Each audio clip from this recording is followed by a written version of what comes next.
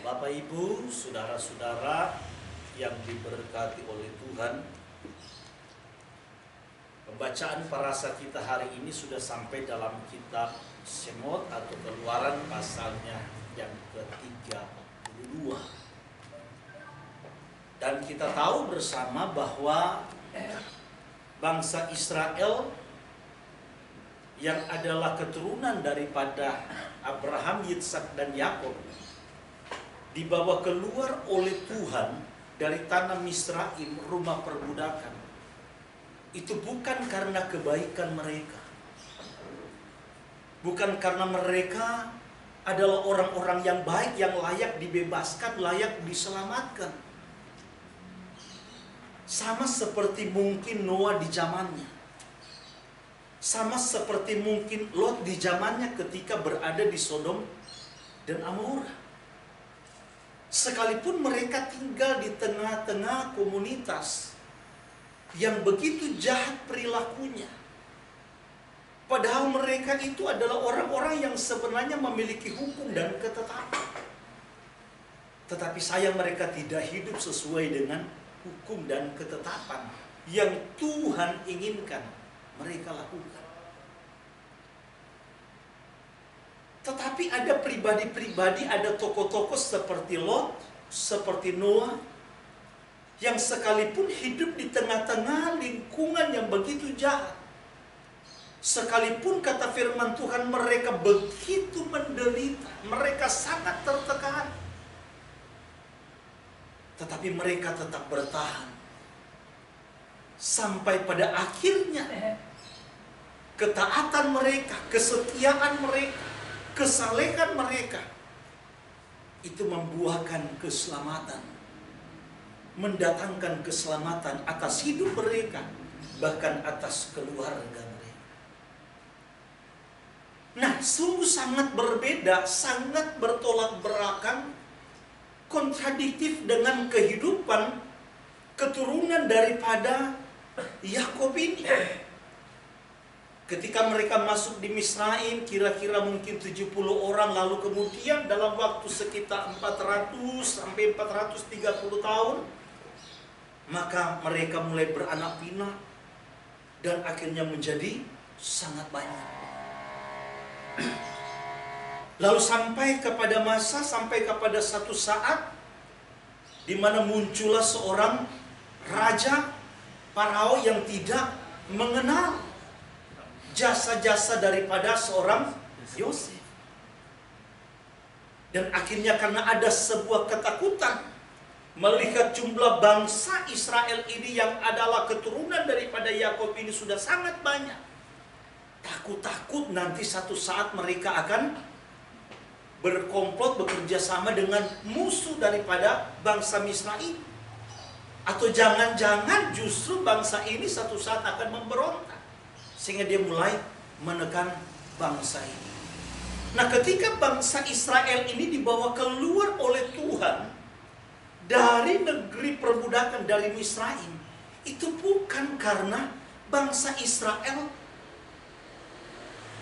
yang baik, orang-orang di sana yang hidup sesuai dengan apa yang Tuhan inginkan, seperti nenek moyang mereka Abraham, Yitzhak, dan Yakub. Tetapi kita bisa melihat bagaimana yang dilukiskan, yang digambarkan oleh kitab Yekezkiel pasal yang ke-20 tadi, ayat yang ke-7 sampai ayat yang ke-8. Tolong Pak Randy baca kembali. Ternyata saudara, orang-orang Israel ini ketika mereka ada di Misraim, mereka hidupnya itu, saudaraku, tidak jauh berbeda dengan orang-orang Misraim. Mereka terlibat dengan penyembahan-penyembahan berhala.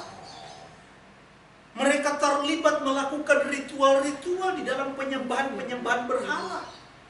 Karena kita tahu bersama bahwa orang-orang Misraim ya, itu sangat lekat dengan yang namanya penyembahan kepada dewa-dewa, penyembahan kepada berhala-berhala. Ada begitu banyak dewa-dewa yang mereka puja di sana. Sehingga Tuhan nyatakan melalui Mose bahwa aku akan menjatuhkan hukuman terhadap ilah-ilah orang Israel. Jadi hukuman yang dijatuhkan oleh Tuhan yang kita kenal dengan 10 tulah itu merupakan bentuk penghukuman Tuhan terhadap bangsa Misraim. Itu sangat berkaitan erat dengan dewa-dewa yang mereka sembah, yang sering kali saya jelaskan ketika kita mau merayakan Pesah, waktu masuk di dalam yang namanya cawan tulah. Tolong Pak Rene baca Yehezkiel 20 ayat 7-8. Dan aku berkata kepada mereka, biarlah setiap orang membuangkan dewa-dewanya yang menjijikkan kemana ia selalu melihat, dan janganlah menajiskan dirimu dengan berhala-berhala Misraim. Akulah Yahweh Elohimu. Tetapi mereka memberontak terhadap aku dan tidak mau mendengarkan kepadaku. Setiap orang yang tidak membuangkan dewa-dewanya yang menjijikkan kemana ia selalu melihat, dan tidak meninggalkan berhala-berhala Misraim. Mereka, saudaraku, orang-orang Israel ini memilih untuk memberontak terhadap hukum dan ketetapan Tuhan.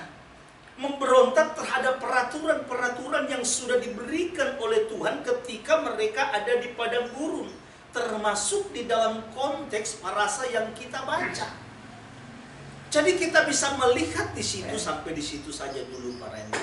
Kita bisa melihat di situ bahwa sungguh sangat bukan sekedar tersirat, tetapi tersurat dengan jelas bahwa ternyata orang-orang Israel ketika mereka ada di Misraim, mereka itu terbiasa dengan yang namanya berhala-berhala.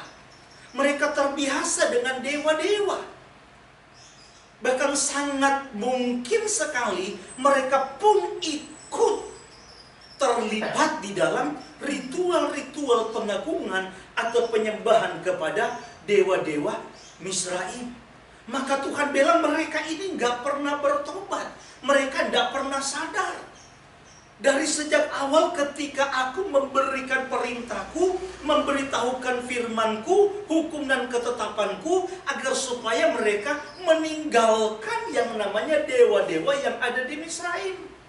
Meninggalkan berhala-berhala itu. Tetapi ternyata mereka tetap, saudara. Mereka tetap. Sama dalam konteks yang kita baca di dalam Keluaran pasal 32 tentang anak lembu emas yang sebentar nanti kita akan bahas. Nah, saudara-saudaraku, ketika Tuhan sekali lagi memilih bangsa ini, memilih bangsa ini untuk menjadi harta kesayangannya Tuhan, itu bukan karena kepantasan daripada bangsa Israel. Bukan karena mereka itu orang-orang yang memiliki karakter-karakter yang terpuji, pribadi-pribadi yang luar biasa, seperti yang saya bilang tadi. Mungkin Noah di zamannya, mungkin Lot, atau mungkin bapak leluhur mereka, Abraham, Yitzhak, dan Yakub.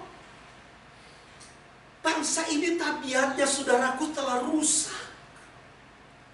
Sehingga kalau bangsa ini dipilih oleh Tuhan, Tuhan sendiri dengan kemahakuasaannya yang menuntun umat ini keluar dari tanah perbudakan dengan tangannya yang teracung, dengan tanda-tanda yang heran dan ajaib. Itu bukan karena mereka itu dilihat Tuhan sudah pantas atau sudah menjadi pribadi-pribadi orang-orang yang baik, tetapi cuma karena dia ingat akan perjanjian yang telah dia ikat dengan leluhur mereka, yang telah diikat dengan Abraham, Yitzhak, dan Yakub. Nanti dibilang katanya Tuhan ingkar janji alias Tuhan tukang bohong. Nah, untuk membuktikan bahwa apa yang Tuhan firmankan kepada nenek moyang mereka itu akan dia tepati, maka dia membawa bangsa ini yang adalah keturunan dari Abraham, Yitzhak, dan Yakub ini keluar. Ketika mereka berada di padang gurun, saudara, Tuhan memberikan Torah kepada mereka. Tuhan memberikan kepada mereka hukum dan ketetapan. Untuk apa? Sebagaimana dalam Keluaran 19 ayat 5 dan 6. Tolong ulangi lagi Pak Randy. Keluaran 19 ayat 5 dan ayat yang ke-6. Jadi sekarang, jika kamu sungguh-sungguh mendengarkan firman-Ku dan berpegang pada perjanjian-Ku, maka kamu akan menjadi harta kesayangan-Ku sendiri dari antara segala bangsa. Tuhan bilang kamu akan menjadi harta kesayanganku di antara, katanya, segala bangsa. Seluruh bangsa, hanya kamu yang akan menjadi harta kesayanganku, kata Tuhan. Sebab akulah yang mempunyai seluruh bumi. Kamu akan menjadi bagiku kerajaan imam dan bangsa yang kudus. Kamu akan menjadi, katanya, kerajaan imam dan bangsa yang kudus. Sampai di situ saja. Perhatikan baik-baik. Jadi saudaraku yang dikasihi Tuhan, Tuhan memberikan bangsa ini, bangsa Israel ini, Torah yang adalah isi hati dan kehendak Tuhan. Di dalamnya itu ada hukum-hukum, ada ketetapan, ada peraturan, katanya, supaya bangsa Israel ini menjadi bangsa yang kudus. Bangsa yang berbeda dengan bangsa-bangsa lain. Bangsa yang dipisahkan, dibedakan dengan bangsa-bangsa lain. Maka dari sini kita bisa melihat bahwa ternyata Torah itu diberikan, ya, hukum dan ketetapan, segala peraturan yang Tuhan turunkan, Tuhan berikan kepada Mose, termasuk parasa yang kita baca hari ini, ya, itu ternyata untuk membedakan bangsa Israel ini dengan bangsa-bangsa lain. Untuk merubah konsep pemahaman bangsa Israel. Sebagaimana yang saya katakan tadi, konsep pemahaman mereka ini telah dikotori selama mereka hidup di Misraim. Telah dikotori, saudara. Tabiat mereka, kebiasaan-kebiasaan mereka itu tidak lain adalah kebiasaan-kebiasaan, tabiat-tabiat ketika mereka masih berada di Misraim. Maka Tuhan mau agar supaya tabiat mereka yang dulu, yang lama itu ditinggalkan. Konsep pemahaman mereka tentang yang namanya sesembahan itu mereka tinggalkan. Segala ritual-ritual ketika mereka berada di Misraim yang mereka lakukan itu ditinggalkan. Tuhan mau merubah konsep pemahaman mereka. Tuhan mau merubah tabiat mereka. Tuhan mau merubah karakter mereka. Supaya yang tadinya mereka itu, ya, bangsa yang tidak mengenal hukum, bangsa yang tidak mengenal segala peraturan, bagaimana cara menyembah Tuhan dengan benar, bagaimana cara menyenangkan hati Tuhan, bagaimana menjadi manusia yang memiliki tabiat-tabiat atau memiliki karakter-karakter ilahi yang tadinya mereka tidak punya. Maka harapan Tuhan dengan Torah itu dia berikan, dengan peraturan itu dia berikan, hukum dan ketetapan dia berikan. Ketika orang Israel melakukannya, maka mereka akan menjadi pribadi-pribadi yang luar biasa, yang tentunya akan berdampak kepada keselamatan. Sebagaimana yang kita baca tadi dalam Yeskiel pasal 20. Tuhan ingatkan kepada mereka, bukankah aku memberikan peraturanku, aku memberikan hukumku, agar supaya kalau mereka lakukan, mereka akan hidup. Sebagaimana yang dia katakan, ya, kepada bangsa Israel melalui Mose ketika waktu masih ada di padang gurun. Dalam Imamat 18 ayat yang ke-18 ayat yang ke-5. Tolong Pak Rede baca lagi. Jadi kalau orang Israel melakukan segala hukum dan ketetapan Tuhan, mereka akan menjadi pribadi-pribadi yang luar biasa loh, saudara. Pribadi-pribadi bukan lagi pribadi yang memiliki kodrat dosa, tetapi memiliki kodrat Elohim, kodrat ilahi. Itulah yang Tuhan inginkan. Sesungguhnya kamu harus berpegang kepada ketetapanku dan peraturanku. Orang yang melakukannya akan hidup karenanya. Akulah Yahweh. Nah, orang yang melakukannya itu pasti akan hidup. Bukan hanya sekedar hidup, Tetapi pribadi mereka, saudara, akan menjadi pribadi-pribadi yang luar biasa. Bayangkan kalau Torah itu ajaran yang diberikan oleh Tuhan kepada orang Israel dijalankan sebagaimana yang saya sudah jelaskan di Sabat yang lalu. Tidak mungkin ada yang namanya pencuri di tengah-tengah mereka. Tidak mungkin ada yang namanya korupsi. Tidak mungkin ada orang yang semena-mena terhadap orang lain. Anak yang melawan terhadap orang tua, yang namanya pelacur, tidak mungkin akan ada. Termasuk penyembahan-penyembahan berhala. Kalau Torah itu dijalankan. Jadi di sini kita bisa melihat ya, bahwa ternyata keselamatan atau hidup tadi yang dibacakan ya, itu sebagai buah, sebagai hasil daripada ketaatan yang akan dijalankan oleh bangsa Israel. Maka sering, bahkan Pak Tara pun sering angkat tentang yang namanya konsep kasih karunia. Orang berpikir bahwa kasih karunia itu kan adalah pemberian cuma-cuma. Bukan hadiah, tetapi pemberian cuma-cuma. Artinya bahwa pemberian itu, keselamatan itu diberikan tanpa melihat lu dosa, lu hitam apa lu putih, lu bejat, lu baik, itu tanpa melihat itu. Karena kasih karunia itu adalah merupakan pemberian cuma-cuma. Sementara kalau kita lihat di dalam kitab Beresit atau Kejadian pasal yang ke-6, Noah katanya mendapatkan kasih karunia di mata Tuhan. Tetapi kita bisa melihat bagaimana kehidupan daripada Noah. Apakah dia seorang belangsakan? Apakah dia seorang yang tidak taat terhadap hukum? Tidak mengikuti apa yang diinginkan oleh Tuhan? Atau tidak?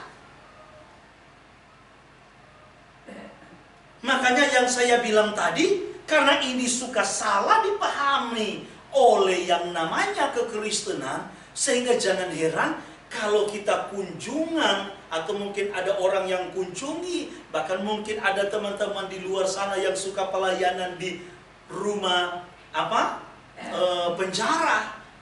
Di sana banyak loh saudara yang namanya Markus, Lukas, namanya Petrus, namanya Yohanes, banyak, tapi di penjara. Kenapa? Karena mereka beranggapan bahwa keselamatan itu semata-mata karena pemberian kasih karunia. Lu mau dosanya kayak apa? Makanya suka ada statement yang kita dengar bahwa Yesus itu sudah mati dan menebus dosa-dosa saudara, baik dosa nenek moyang, dosa masa lalu, dosa yang sekarang, bahkan sampai dosa yang akan datang pun yang kita lakukan itu sudah ditebus oleh Yesus. Kasih karunia itu maksudnya saudara bahwa Tuhan sudah menyediakan keselamatan. Keselamatan di dalam Yesus, keselamatan di dalam Yeshua. Kita itu diselamatkan saudara memang bukan karena usaha kita, bukan karena inisiatif. Tetapi karena inisiatif Tuhan yang sudah menyediakan keselamatan di dalam Yeshua. Tinggal bagaimana kita memperoleh keselamatan. Maka yang saya selalu bilang, yang namanya perjanjian itu selalu ada syarat. Termasuk dalam soal masalah keselamatan di dalam Yeshua. Ini ada syarat saudara, bukan tanpa syarat. Syarat kita memperoleh keselamatan kalau kita beriman kepada Yeshua, itu syaratnya. Siapa bilang itu bukan syarat? Itu syarat. Syarat harus beriman.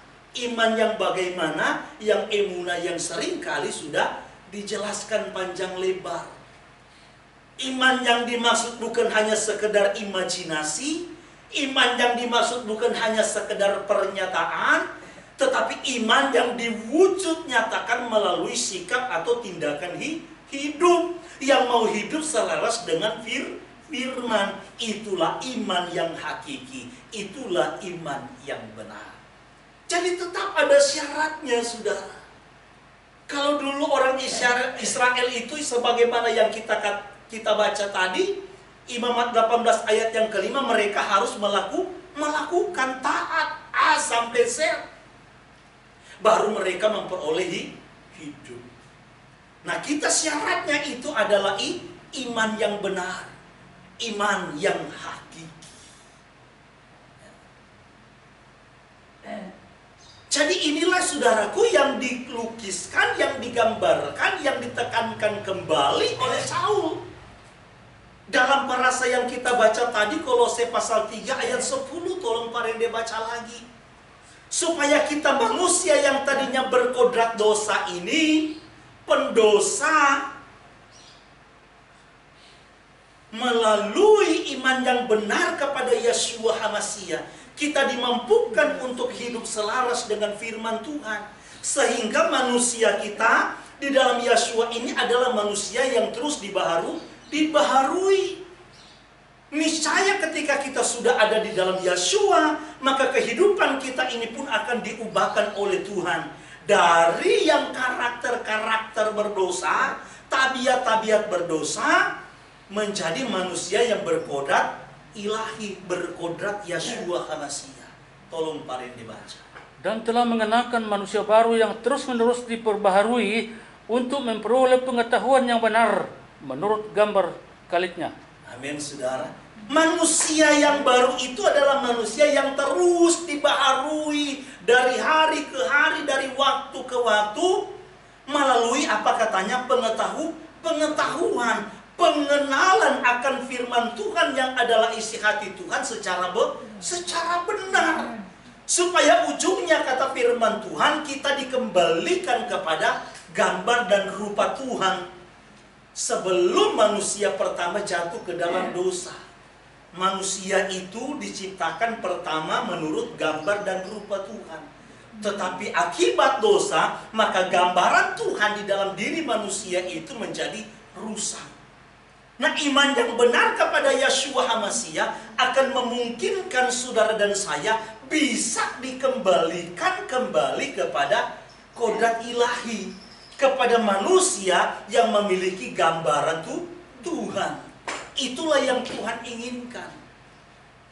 Maka sahabat, yang lalu saya sudah jelaskan, Torah itu diberikan yang di dalamnya berisi hukum dan ketetapan, berisi peraturan-peraturan. Itu adalah merupakan standar kekudusan Tuhan. Kita manusia pendosa, di sini Tuhan yang kudus. Nggak mungkin kita yang berdosa ini dapat bersanding, dapat menghampiri Tuhan yang kudus.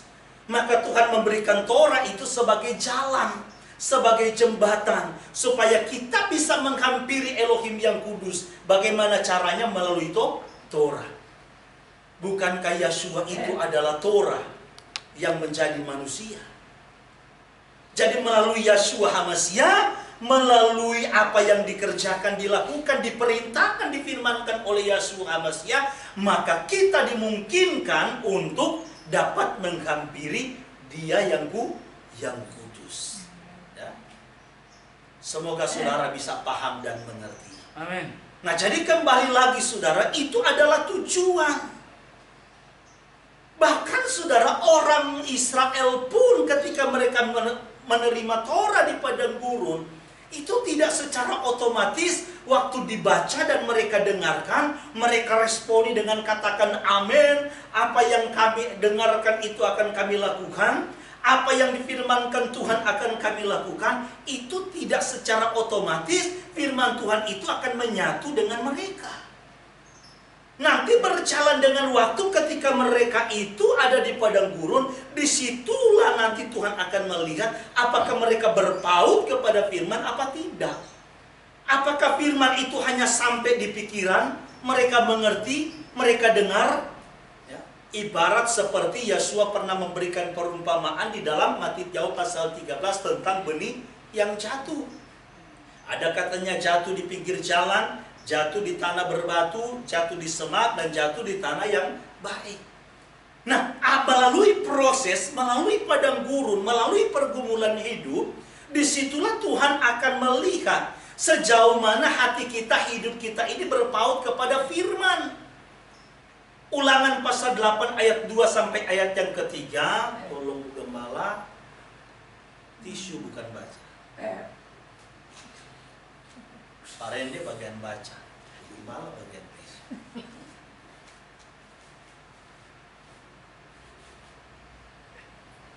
Ulangan 8 ayat 2 dan 3.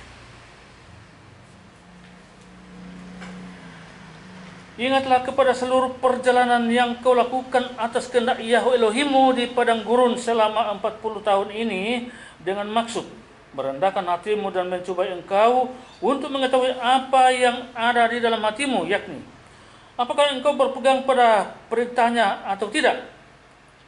Jadi ia merendahkan hatimu, membiarkan engkau lapar dan memberi engkau makan manna yang tidak kau kenal dan yang juga tidak dikenal oleh nenek moyangmu, untuk membuat engkau mengerti bahwa manusia hidup bukan dari roti saja, tetapi manusia hidup dari segala yang diucapkan Yahweh.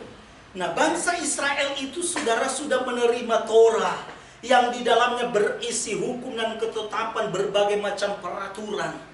Mereka pun sudah komitmen segala firman yang mereka dengarkan yang disampaikan Mose akan mereka lakukan. Toh itu tidak secara otomatis itu menyatu dengan hidup mereka dan membuat mereka itu berubah, hidup selaras dengan apa yang Tuhan inginkan. Tidak. Tuhan izinkan mereka melewati padang gurun. Nah, di padang gurun itulah ketika mereka berhadapan dengan berbagai macam persoalan, disitulah akan membuktikan apakah firman Tuhan itu mereka ngerti benar apa tidak, mereka terapkan benar apa tidak, jalankan benar apa tidak.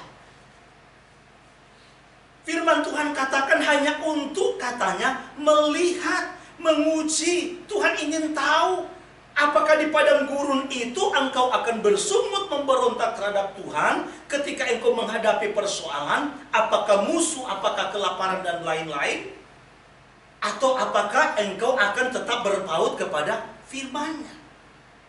Begitu juga saudara dengan hidup kita sekalian. Bukan berarti bahwa ketika kita membaca firman Tuhan, lalu otomatis kita akan mengerti dan kemudian menjadi satu dengan firman. Justru dengan persoalan, dengan hidup yang kita akan jalani ke depan, maka firman Tuhan itulah makin lama akan makin menyatu dengan kita. Firman Tuhan itu akan menjadi firman yang berkuasa ketika kita menjalani hidup ini dengan adanya tantangan. Kita akan goyah apa tidak? Loh saudara, perhatikan baik-baik konteks yang kita baca Keluaran pasal 32. Konteks pasal yang ke-32. Di dalam ayat yang ke-1 apa yang firman Tuhan katakan? Ketika bangsa ini melihat katanya bahwa seolah-olah Mose ini nggak turun-turun, nggak ada kejelasan, saudara. Jadi bangsa Israel galau. Kenapa mereka galau? Karena kalau saudara baca teliti dari pasal 19, Mose naik ke Gunung Sinai dan dia mendengar apa yang difirmankan oleh Tuhan. Tetapi kemudian Tuhan bilang, kamu saat ini tuh turun, sampaikan kepada orang Israel. Nanti naik lagi, saudara. Ya, 3 hari kemudian mungkin turun lagi, berbicara kepada orang Israel. Sampai kepada peristiwa ketika Tuhan berbicara kepada orang Israel tentang 10 hukum yang didengar oleh bangsa Israel sendiri. Ya. Yang didengar oleh bangsa Israel sendiri. Dan apa yang dikatakan, saudara, perhatikan baik-baik ayat pasal yang ke-20, tolong paling dibaca lagi. Ayat 18 sampai ayat yang ke-20. Keluaran 20 ayat 18 sampai 20. Keluaran 20.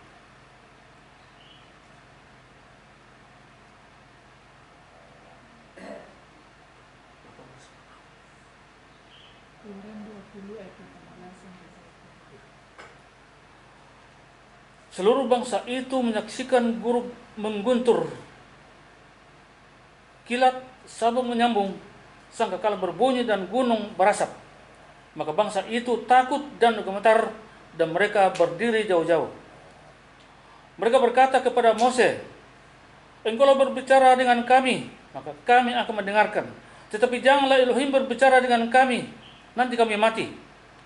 Tapi Mose berkata kepada bangsa itu, "Janganlah takut, sebab Elohim telah datang dengan maksud untuk mencoba kamu, dan dengan maksud supaya takut akan Dia ada padamu, agar kamu jangan berbuat dosa." Perhatikan baik-baik, supaya apa katanya? Takut akan Tuhan itu dimiliki oleh orang Israel. Makanya Tuhan menyatakan, saudara, satu tanda peristiwa yang sangat luar biasa yang disaksikan oleh seluruh bangsa Israel yang terjadi di atas Gunung Sinai. Bagaimana bunyi sangkakala yang luar biasa, kilat petir gemuruh yang luar biasa, suara yang begitu dahsyat, begitu hebat. Tujuan Tuhan apa, saudara?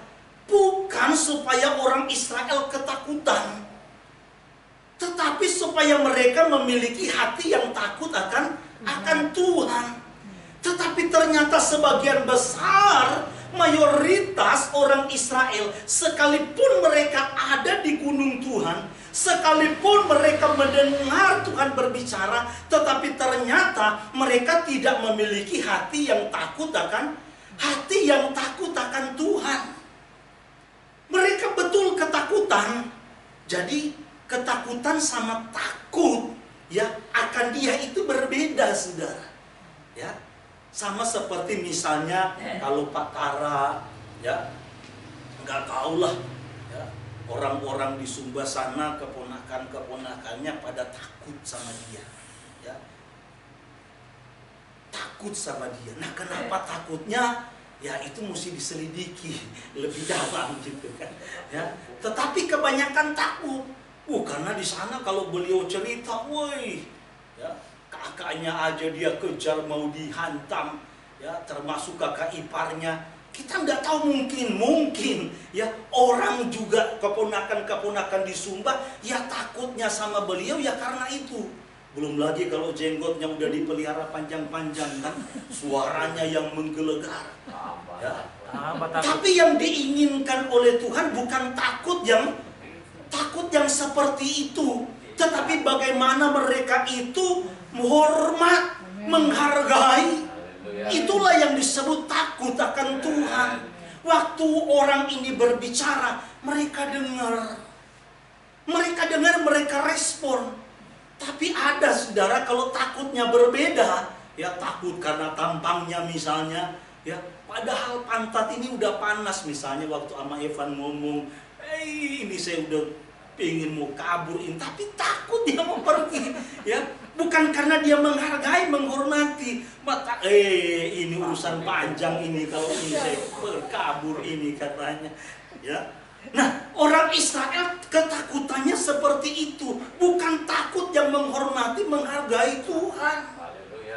Nah, banyak orang ada seolah-olah di hadapan Tuhan, di rumah Tuhan, tetapi tidak memiliki rasa takut akan Dia, menghormati, menghargai Tuhan.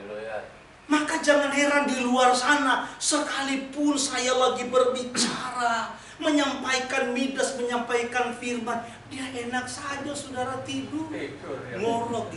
Ini salah satu contoh kecil orang yang tidak takut kepada Tuhan. Nah, di sini nggak ada, saudara. Di sana dan di sini. Sini nggak ada. Nggak ada yang mau ngaku. Loh, ini bicara penghormatan loh, saudara. Ini adalah bagian atribut kita. Kita beribadah seperti ini. Ini bagian kita menghormati, menghargai Tuhan. Ada rasa takut akan Tuhan. Kalau Sabat sekalipun, nah kemarin kan karena memang banjir, saudara. Karena memang banjir dalam rumah. Ikan masuk. Sampai ikan pun masuk sehingga kita nggak bisa beribadah di tempat ini. Kalau ada rasa takut akan Tuhan, menghormati dan menghargai Dia, perhatikan. Nah, ini sering juga diangkat Pak Tara dalam sharing, dalam khotbah, ya. Bayangkan, saudara, pasal yang ke-31 Keluaran, ini Tuhan kan sudah berbicara kepada Mose, termasuk berbagai macam hal yang harus dipersiapkan Mose untuk membangun yang namanya miskan atau kemah suci. Tapi sebelum Mose itu turun, sebelum Tuhan memberikan 2 loh batu kepada Mose, dia masih mengingatkan lagi hukum tentang sabat, saudara. Yeskiel yang pasal 20 yang kita baca tadi, saudara, berulang-ulang kali Tuhan ingatkan tentang sabat yang selalu dilanggar oleh orang Israel. Nah, kalau hal itu diungkapkan berulang-ulang kali, itu menunjukkan, menandakan bahwa hal itu merupakan hal yang sangat penting. Sehingga tidak boleh diabaikan, tidak boleh diremehkan. Nah, orang Israel, saudaraku, tidak memiliki rasa takut akan Tuhan. Sehingga saudara bayangkan ketika Mose mengulur-ulur waktu, mereka anggap, karena Mose nggak bilang, Mose nggak bilang. Beda waktu Samuel ngomong sama Raja Saul, lu duluan ke Gilgal, tunggu gua 7 hari. Jadi Samuel pesan 7 hari tunggu. Nah, ini waktu Mose naik ke gunung, dia nggak bilang, dia nggak pesankan berapa lama, berapa hari. Sehingga karena mereka tunggu, kayaknya ini kagak jelas. Nggak jelas ini, apa yang terjadi juga nggak jelas. Sementara kita sudah terlanjur keluar. Mana negeri perjanjian? Mana yang namanya janji Tuhan? Sehingga mereka mulai olah dengan pikiran mereka. Mereka mulai mengolah pikiran mereka. Dan akhirnya mereka pun mendesak yang namanya Aharon. Nah, ini menarik, saudara. Kalau kita baca dalam teks Lembaga Alkitab Indonesia, kok bisa loh, saudara, seorang Aharon yang bersama-sama dengan Mose menghadap Farao, yang menyaksikan perbuatan Tuhan yang begitu luar biasa, begitu dahsyat dan ajaib, tapi kok seolah-olah tidak ada kekuatan, tidak berdaya, dan sepertinya tidak menolak untuk mengikuti apa yang menjadi kemauan orang Israel. Terjemahan kita nggak lihat, saudara. Seolah-olah langsung diresponi. Nah, ini penting, saudara. Maka perhatikan baik-baik dalam Keluaran pasal 24, tolong Pak Randy baca ayat yang ke-14. Tetapi kepada para tua-tua itu ia berkata, tinggallah di sini menunggu kami, sampai kami kembali lagi kepadamu. Bukankah Aharon dan Hur ada bersama-sama dengan kamu? Siapa yang ada perkaranya, datanglah kepada mereka. Nah, memang Moses sudah bilang kepada bangsa Israel, siapa yang punya perkara, siapa yang punya masalah, siapa yang punya keluhan, itu datang kepada 2 orang ini. Memang 2 orang ini hebat, sudah. Bayangkan waktu Israel berperang dengan Moab, waktu katanya Mose mengangkat tangan, orang Israel menang. Tapi waktu tangannya ini lelah, turun, Israel kalah. Sehingga waktu itu kedua tangan daripada Mose ini ditopang oleh kedua orang ini, supaya tangannya nggak turun-turun. Berarti Hur ini, saudara, bukan orang sembarang. Tetapi justru lucu, saudara, catatan terakhir namanya Hur hanya sampai di pasal ini yang kita baca. Lalu kemana dia? Nah, di dalam kalangan orang Yahudi berkembanglah suatu cerita, nggak ada di kita. Tapi di kalangan orang Yahudi berkembanglah satu cerita bahwa ternyata orang Israel itu pertama kali mengadu, mengeluh, dan mendesak untuk membuat namanya ilah bagi mereka. Itu pertama mereka adukan kepada Hur. Tapi Hur nggak mau, sudah. Hur nggak mau. Hur tetap berketetapan hati untuk tetap menantikan Mose. Dan tidak mau, karena mereka baru dengar suara yang dahsyat, yang hebat loh. Ini bukan cuma Mose dengarkan, orang Israel yang kecil sampai yang tua, yang besar dengar semua. Kok begitu cepat mau berpaling? Hur tidak mau. Ini cerita dalam seputar kalangan orang Israel. Karena Hur tidak mau, bayangkan sebagian besar yang mau memberontak ini akhirnya membunuh yang namanya Hur. Maka mereka desak namanya Aharon. Nah, karena Aharon takut, ini yang memberontak bukan sedikit, saudara. Yang dicatat kata firman Tuhan, yang mati dibunuh dalam peristiwa itu, yang akhirnya tidak mau sadar, bertobat, berbalik, itu 3.000 orang. Bayangkan kalau 3.000 itu datang menekan yang namanya Aharon. Lo mau ikut dia? Ya? Makanya dia itu dalam keadaan terpaksa, sudah terpaksa karena mayoritas banyak. Akhirnya saudara menggugurkan kesetiaan dia. Ya, mungkin hati kecilnya dia, mudah-mudahan Tuhan tahulah hati saya. Sebenarnya saya tuh nggak mau Tuhan, tapi gue pilih daripada gue juga mati. Ya. Dan ini hal yang penting sekali bagi kita. Karena kalau kita mau jujur, kelompok kita ini, kalau di Facebook, di medsos itu masih rame. Masih banyak orang-orang yang menjudge, ya, menjudge bahwa yang Yeshua itu penyesat lah, nggak ada dasarnya, kebablasan lah, kelompok orang-orang yang tidak cerdas lah. Banyak saudara, saya hanya ikuti saja karena saya udah lewati itu. Dulu saya sempat emosi, sempat ladeni, dan ternyata memang nggak ada faedahnya, ya, percuma, bahkan bisa membuat malah kita jadi berdosa. Ya, bayangkan, jadi dengan kata lain, kelompok yang mengagungkan, memuliakan nama Sang Juru Selamat dalam wujud manusia dengan Yeshua, itu minoritas dari yang minoritas. Jadi bukan minoritas dari mayoritas. Ini minoritas dari minoritas. Ada begitu banyak sekali tekanan. Mungkin juga di tengah-tengah keluarga kita. Saya tidak tahu dengan Ibu Maria terhadap anak-anaknya. Saya tidak tahu dengan Pak Malioga ini. Malau ini. Ya, Pak Malau ini. Ya, apa yang akan terjadi? Tetapi kita harus belajar, saudara. Firman Tuhan katakan dalam kitab Yohanan pasal 12, tolong satu orang baca ayat 42. Namun banyak juga di antara pemimpin yang percaya kepadanya, tetapi oleh karena orang-orang Farisi mereka tidak mengakuinya terus terang, supaya mereka jangan dikucilkan. Jadi ada juga sebenarnya pemimpin-pemimpin Yahudi, para rabi yang percaya kepada pernyataan Mesias.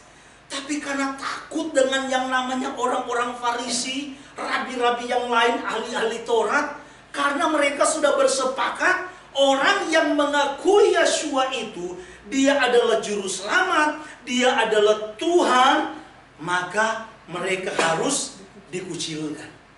Emang enak kalau dikucilkan, saudara? Ya, emang enak dikucilkan? Gak enak, saudara. Wah, tapi kalau kita keluarkan pernyataan sekalipun saya dicoret dari silsilah keluarga, dikucilkan dari keluarga, saya tetap Yeshua HaMashiach. Wah, itu baru hebat, saudara. Ya. Yohanan 9 ayat 22. Memang mereka sudah bersepakat yang mayoritas ini. Siapa yang percaya kepada Yeshua, siapa yang memilih menjadi pengikut Yeshua, mereka harus dikucilkan. Nah, ketika kita tidak siap, kita tidak memahami dan mengerti akan kitab suci, apa yang sudah Tuhan katakan, ingatkan dan pesankan, maka kita pasti, saudara, akan down. Kita akan lemah iman. Akhirnya memilih, daripada begini, udah lebih baik saya balik lagi. Balik lagi, saudara. Kenapa? Karena saya sendiri. Makanya luar biasa teman-teman kita yang ada di Toraja.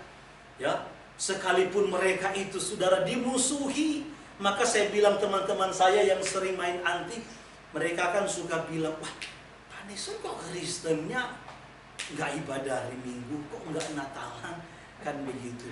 Saya bilang, saya beda. Lo beda bagaimana, kan sama aja. Lo saya bagaimana sama, orang saya dimusuhi sama orang Kristen. Lo kok bisa? Masa sih Bapak Kristen tapi kok dimusuhi oleh orang Kristen? Karena ajaran kami, saya bilang, beda. Ajaran kami berbeda. Kami kembali kepada apa yang tertulis. Kami kembali kepada kitab suci yang hakiki. Kami sadar bahwa perjalanan iman Kristen berjalan dengan waktu memang makin berkembang, memang makin banyak, tetapi penyimpangannya juga makin edan, makin banyak. Nah, berdasarkan kesadaran inilah, keinsafan inilah, maka kami memilih untuk kembali kepada pengajaran yang hakiki. Ketika kami kembali dari kebiasaan-kebiasaan yang dulu, nah kami tidak disukai oleh teman-teman yang lama. Bahkan ada yang justru cenderung bukan hanya alergi, bahkan membenci. Oh begitu ya, akhirnya mereka banyak ingin tahu tentang ajaran-ajaran yang kita yakini, yang bagi kita itu berseberangan dengan teman-teman kita yang mayoritas. Silakan Pak Randy. Yohanan 9 ayat 22.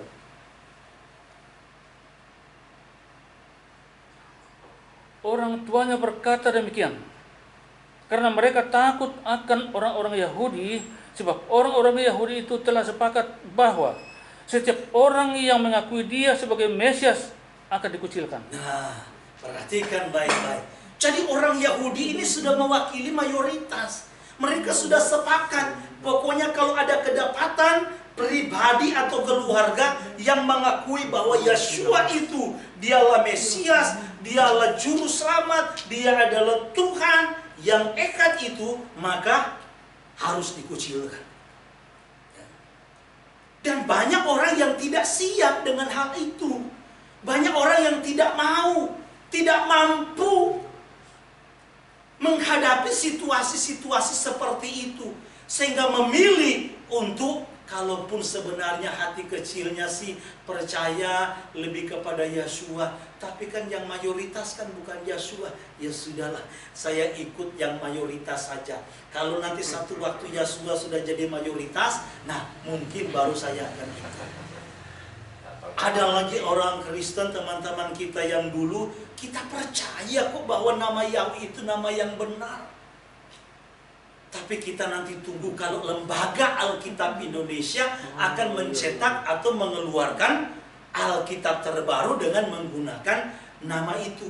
Kalau lembaga Alkitab Indonesia mengeluarkan Alkitab menggunakan nama itu, nama Yahweh, maka kami pasti akan ke situ. Tapi untuk sekarang enggak dulu. Jadi banyak orang yang tidak siap, dikucilkan, dipecat dari sinode, ditinggalkan oleh jemaat. Maka perhatikan baik-baik peristiwa yang terjadi di dalam kitab 1 Raja-Raja pasal yang ke-14. Ya, dari sebelumnya ketika Israel Utara itu dipimpin oleh seorang raja yang bernama Yerobeam.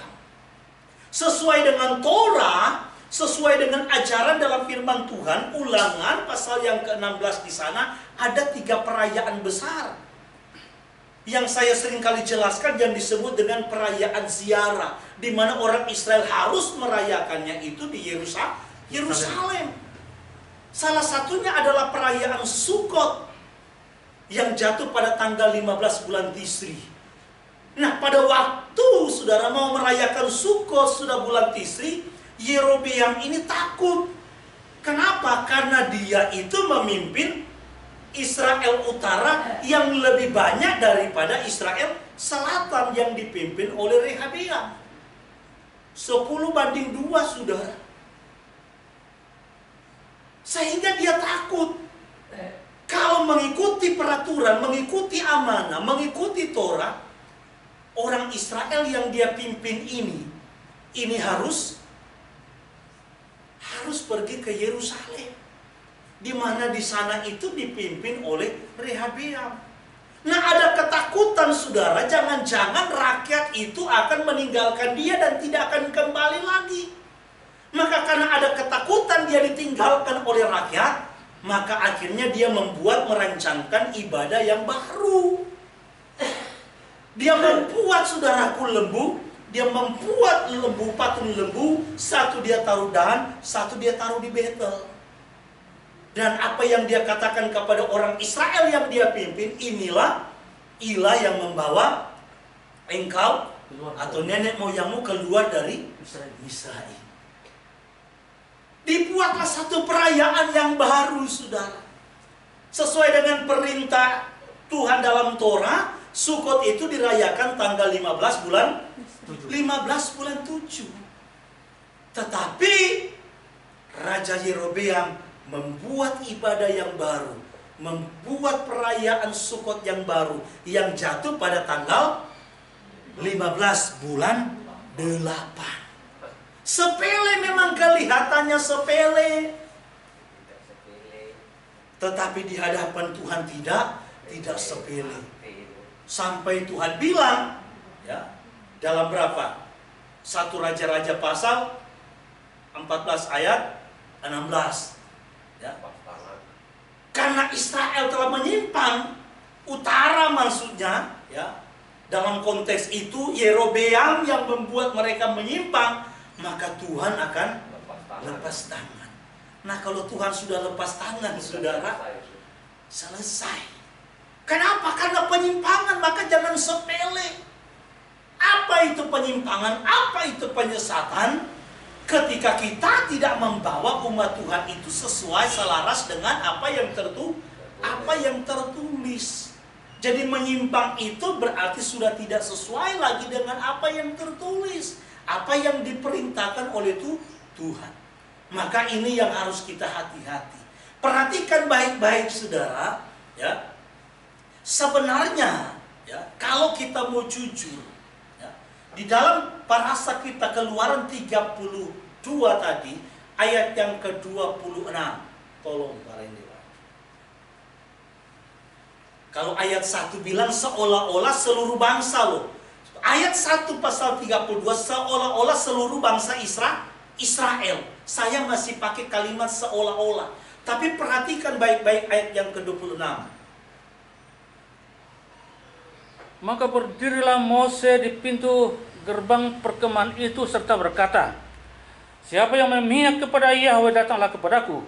Lalu berkumpullah kepadanya seluruh Bani Lewi. Terus, berkatalah ia kepada mereka, beginilah firman Yahweh Elohim Israel. Baiklah kamu masing-masing mengikatkan pedangnya pada pinggangnya dan berjalanlah kian kemari melalui perkemahan itu dari pintu gerbang ke pintu gerbang. Dan biarlah masing-masing membunuh saudaranya dan temannya dan tetangganya. Bani Lewi melakukan seperti yang dikatakan Mose, dan pada hari itu tewaslah kira-kira 3.000 orang dari bangsa itu. Sampai di situ perhatikan baik-baik, ya.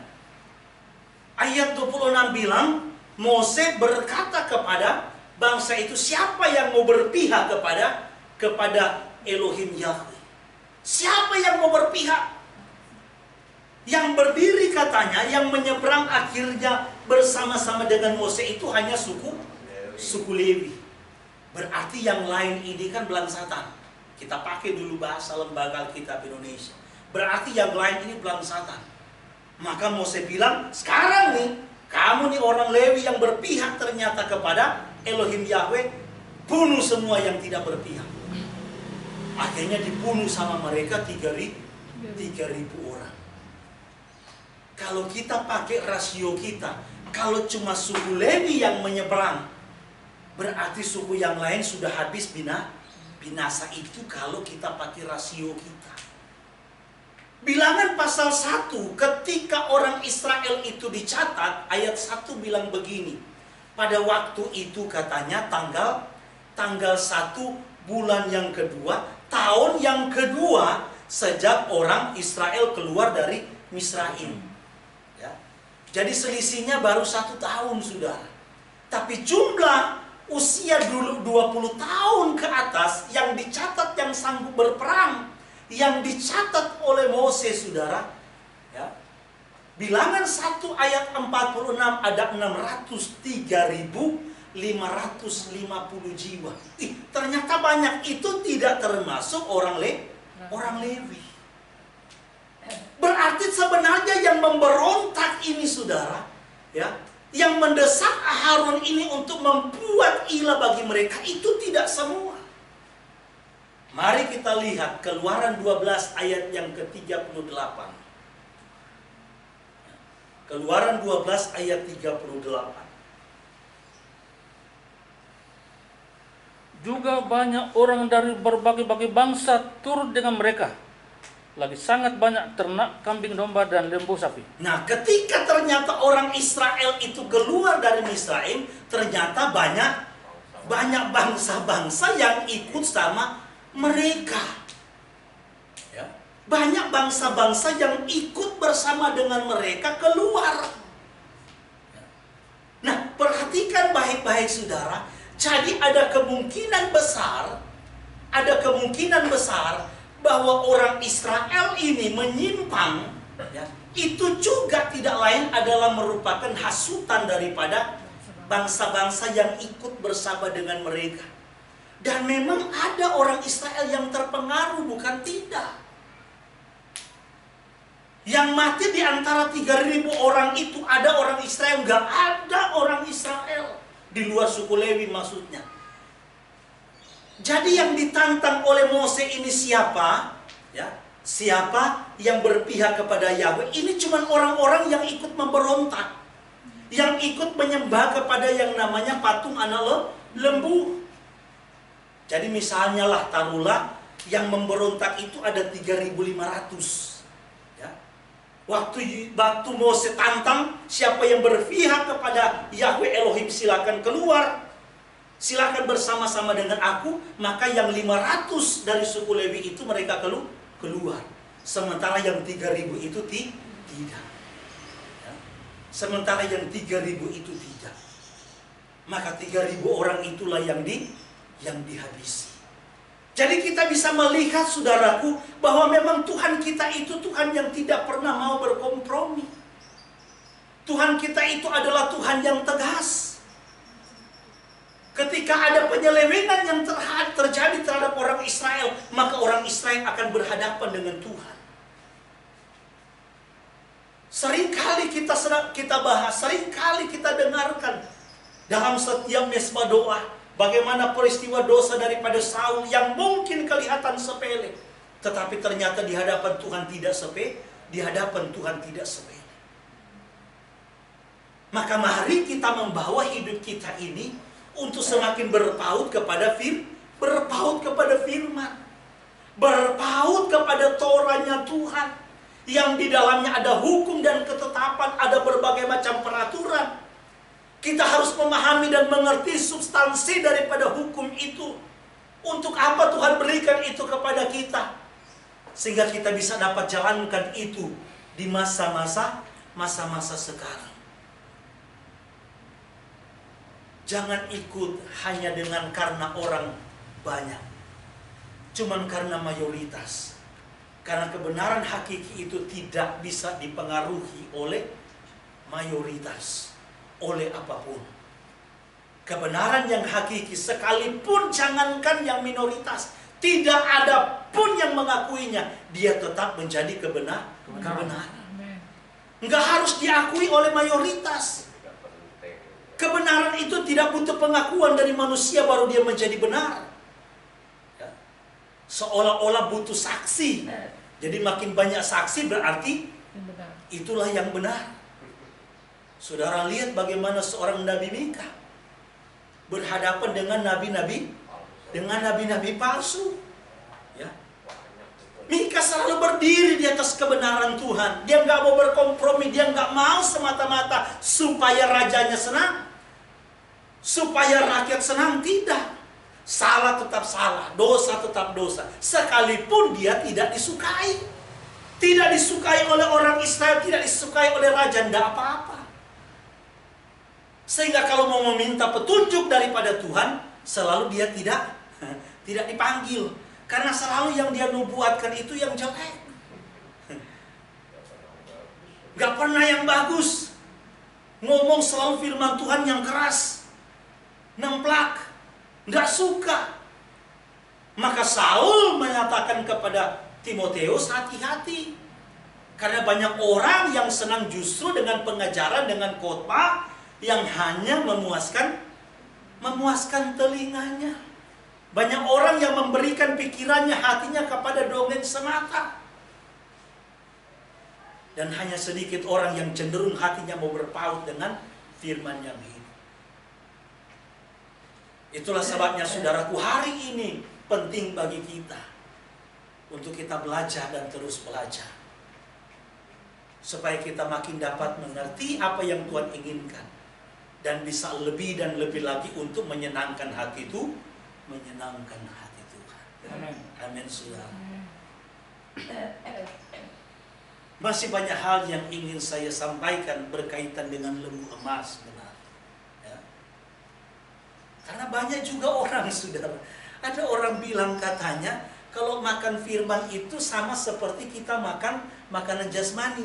Bapak kalau terlalu banyak makan jasmani juga lama-lama muntah katanya. Jadi orang beranggapan pun makan rohaninya pun sama katanya. Ya. Nanti kalau terlalu lama khotbahnya katanya udah kelenger orang begitu kan. Akhirnya udah orang nggak nyimak lagi, nggak tenang lagi karena udah saking lamanya. Ya. Tapi saya percaya bahwa Israel itu menjadi pembelajaran bagi setiap kita. Ya. Kalau saudara baca ya kitab Esra, ya Esra pasal yang ke-8, saudara bisa temukan di sana setengah hari mereka gak duduk lagi, berdiri. Tapi begitu menggebu-gebu mendengarkan suara kebenaran firman Tuhan itu dengan antusias, dengan luar biasa. Kenapa? Karena mereka tahu yang penting yang disampaikan itu adalah perkataan Tuhan yang hidup.